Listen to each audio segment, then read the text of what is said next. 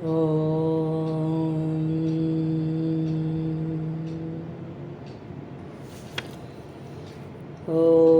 శ్రీకృష్ణ పరబ్రహ్మణే నమః.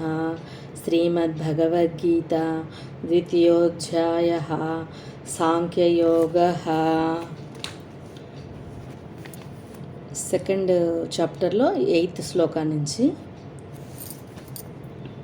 నహి ప్రపశ్యామి మమాపను ద్యాత్ యచ్చోక ముచ్చోషణమింద్రియాణం అవాప్య భూమావసపత్నమృద్ధం రాజ్యం సురాణామపి చాధిపత్యం.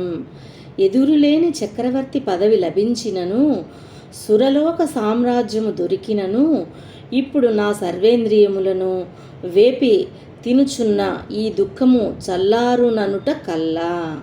సంజయ్ ఉవాచ ఏవముక్త్వా హృషీకేశం గుడాకేశః పరంతపః నయోత్స్య ఇతి గోవిందం ఉక్త్వా తూష్ణీం బభూవః.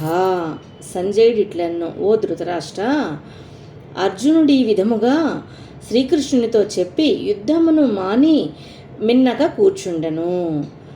తమువాచ హృషీకేశః ప్రహసన్నివ భారత సేనయోరుభయోర్మధ్యే విషీదంతమిదం వచః. భరతకుల దీపిక, తర్వాతి విషయము వినుము. ఉభయ సేనల మధ్య విలపించుచున్న అర్జున్ని చూచి నవ్వు మొగమున శ్రీకృష్ణుడు ఇట్లు పలికెను. శ్రీ భగవాను వాచ అశోచ్యానన్వ శోచస్త్వం ప్రజ్ఞావాదాంశ భాషసే గతాసు నగతాసూంశ్చ నాను శోచంతి పండితాః.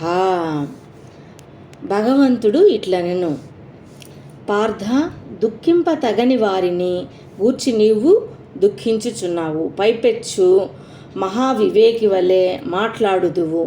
చచ్చిన వారి కొరకు గాని ఉన్నవారి వరకు గాని పండితులు దుఃఖింపరు. నత్వేవాహం జాతు నాశం నత్వం నేమే జనాధిపాః నచైవ న భవిష్యామః సర్వే వయ మతః పరం. నేను ఒకప్పుడునూ లేకపోలేదు, నా వలె నీవును నిత్యుడవే. ఈ రాజులను అంటే ఆత్మదృష్ట్యా ఎప్పుడునూ ఉండువారే. మనమందరము మీదట లేకపోదుమను మాటయు లేదు. దేహినోస్మిన్ యదా దేహే కౌమారం యవ్వనం జరా తదా దేహాంతర ప్రాప్తి ధీరస్తత్ర నముహ్యతి. ఈ శరీరమునకు బాల్య యవ్వన వార్ధక్య దశలు మారి మారి వచ్చునట్లు ఆత్మకు ఆయా దేహములు మారి మారి వచ్చుచుండును. ధీరుడు ఈ విషయమున కంగారు పడడు. మాత్రా స్పర్శాస్తు కౌంతేయ శీతోష్ణ సుఖ దుఃఖదాః ఆగమాపాయినో నిత్యాః తాం స్థితిక్షస్వ భారత. కుంతీపుత్ర, ఇంద్రియములు విషయములతో కూడినప్పుడు శీతోష్ణ సుఖదుఖములు సంభవించును. ఆ కూటమి స్థిరము కాదు, కలిగి పోవుచుండునది. కాబట్టి ఓ భరతవీరా, నిబ్బరించుకొమ్ము. 14th శ్లోక లాస్ట్.